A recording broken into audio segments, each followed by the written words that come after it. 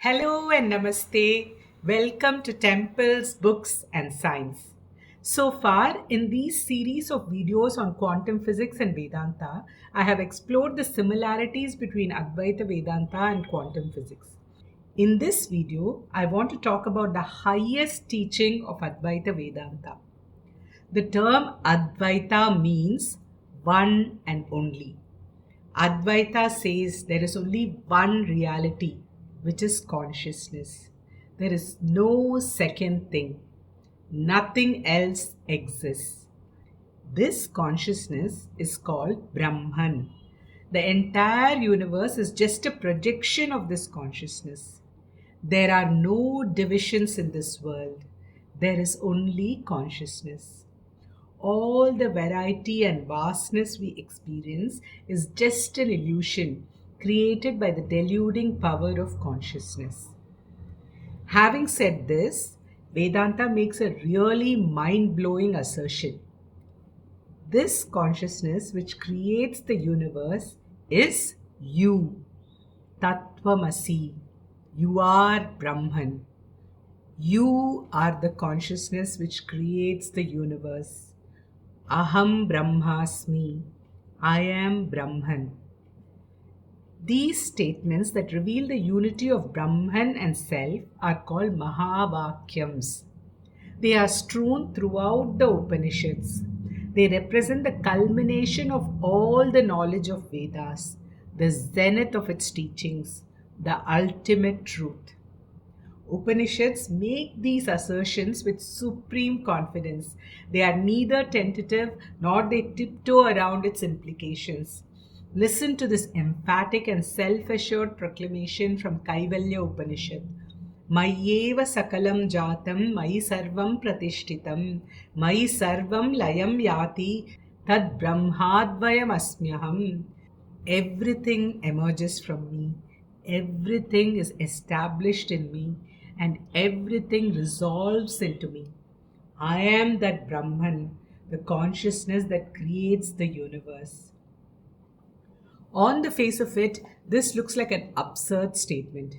I am such a limited entity. My existence is not even a blip in the time scale of the universe. My influence and power are insignificant compared to the scale of the universe.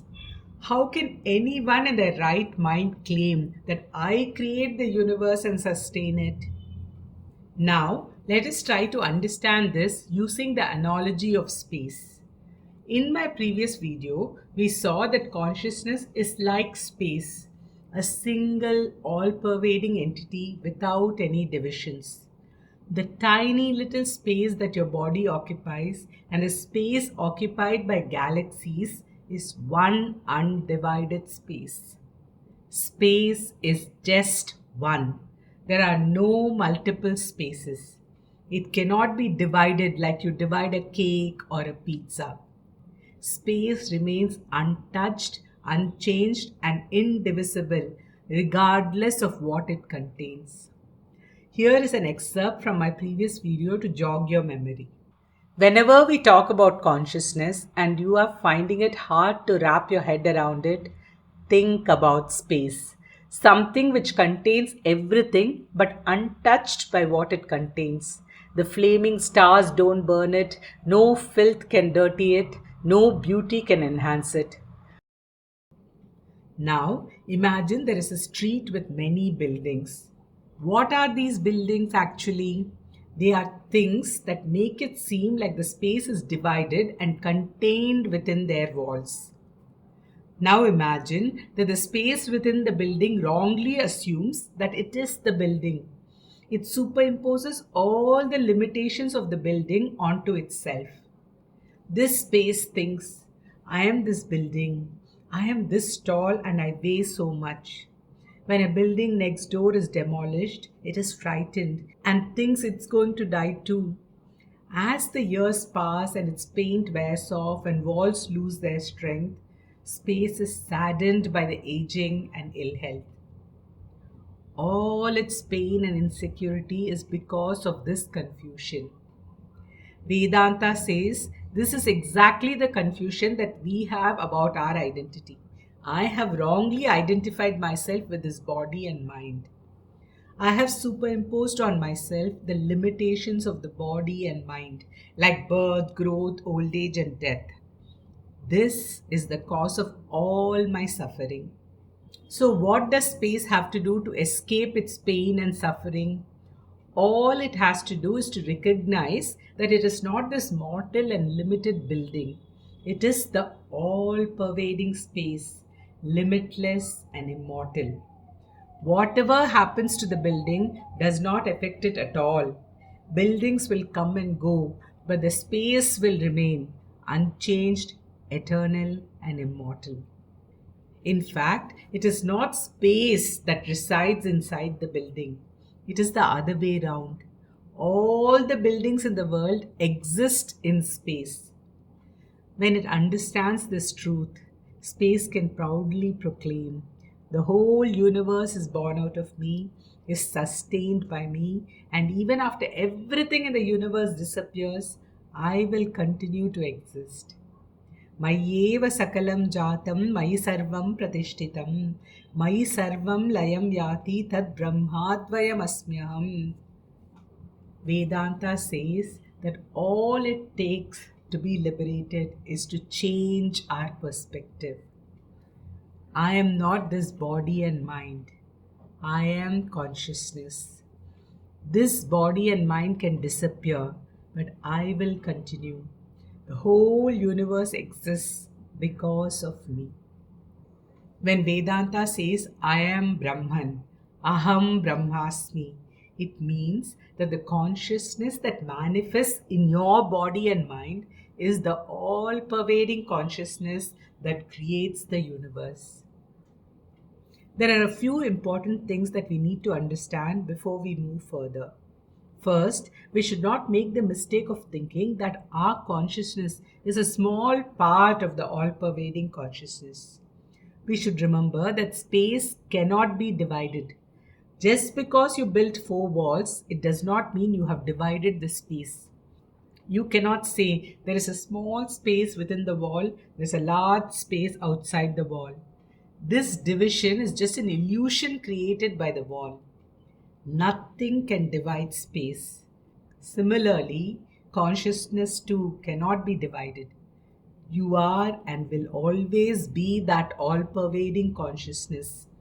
Second, all attributes and limitations like height, weight, and age belong to the building, not to the space within it. Similarly, all the limitations of the body and mind and the world do not belong to consciousness. Just because consciousness manifests in this body and mind, we should not assume that it is limited to this body and mind. Third, the multiplicity that you see in the universe does not belong to consciousness. There can be millions of buildings, but only one space. Similarly, there are billions of living beings, but only one consciousness that shines through all of them. Let me explain this with another Vedantic analogy. Imagine there is a pot with many holes. Imagine there is a light at the center of the pot. Light emerges from all these different holes in the pot. Although it looks like there are hundreds of different light sources, there is only one light emerging from all these holes. Similarly, all the different conscious beings are like the holes in the pot. They are places where consciousness becomes visible. Just like there is only one source of light, there is only one consciousness which shines through this multitude of living beings. I also want to caution that, like all analogies, these two have their limitations. In reality, consciousness cannot be compared to anything in our world. You can use analogies to understand certain aspects of it, but no analogy can fully represent it. Of all the analogies that Vedanta uses to explain the unity of Brahman and self, my favorite, of course, is that of a dream. I have used it frequently in this series. When you dream, the entire dream and all the things you see in it are created by you. Every object in it is you.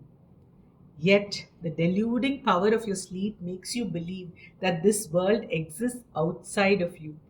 It makes you think that you are a small, insignificant part of this world. Vedanta says that the world we live in is very much like that. If you want to really understand what it feels like to live in a dream, I strongly recommend that you watch this movie called Inception, directed by Christopher Nolan. This movie vividly captures the strangeness of experiencing a dream. The entire movie takes place in a dream. The protagonist explains how we create and perceive the world simultaneously when we dream. A dream feels real when we are in it. All the entities in the dream are projections of our subconscious, yet they can be complete strangers to us. A person you have created in your dream can attack you and harm you. Everything that you feel and experience in the real world, you can experience in the dream too.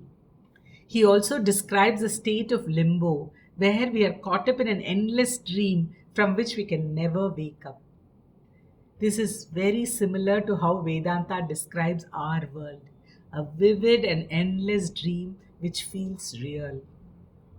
Similar to the Matrix movies, this one too incorporates a lot of Vedantic concepts into the storyline. On a side note, I have done a series of videos on the Matrix movies and Vedanta. If you are interested, I have provided a link in the description below. In the first Matrix movie, there is a famous dialogue. Have you ever had a dream, Neo, that you were so sure was real? What if you were unable to wake up from that dream? How would you know the difference between the dream world and the real world? In the movie Inception, Christopher Nolan provides an intriguing solution to this dilemma. The protagonist helps another person realize he's in a dream by drawing his attention to all the illogical aspects of a dream world. When you examine the dream world closely, you will see that it does not make sense at all. The more closely you examine it, the more strange it appears. Now, let us apply this reasoning to our world. Just see what our best scientific theories are telling us about our world. Particles don't exist until they are observed. Time and space are different for different observers. The universe is not locally real.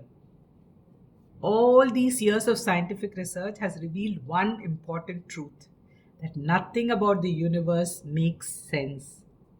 That is why scientists are seriously speculating if the universe is in fact a hologram, an illusion that is being projected from somewhere else.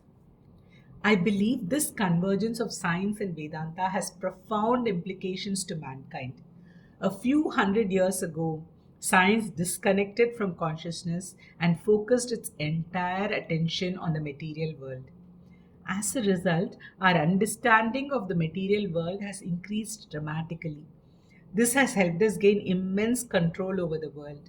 We have tamed the elements, we have tapped the energy of the atoms, we have conquered space and acquired complete domination of the world we live in. However, none of this has given us what we have always sought: happiness and freedom from pain, grief, and fear. Now, with the discovery of consciousness and the central role it plays in shaping reality, we are entering a new paradigm in science. It is dawning on us that understanding of the universe is intimately tied to understanding ourselves. I believe that what we discover in this journey has the potential to liberate us in the real sense. I cannot wait to see where this journey takes us. That's it from me. I have come to the end of my series on quantum physics and Vedanta. What do you think I should speak about next? Please share your thoughts in the comment section below. Thank you for watching. If you wish to be notified whenever I post a new video, please subscribe to my Telegram channel. I have provided the link in the description below. If you enjoyed this video, please press the like icon and share it with your friends. If you have not already subscribed, please do. Until next time, Namaste.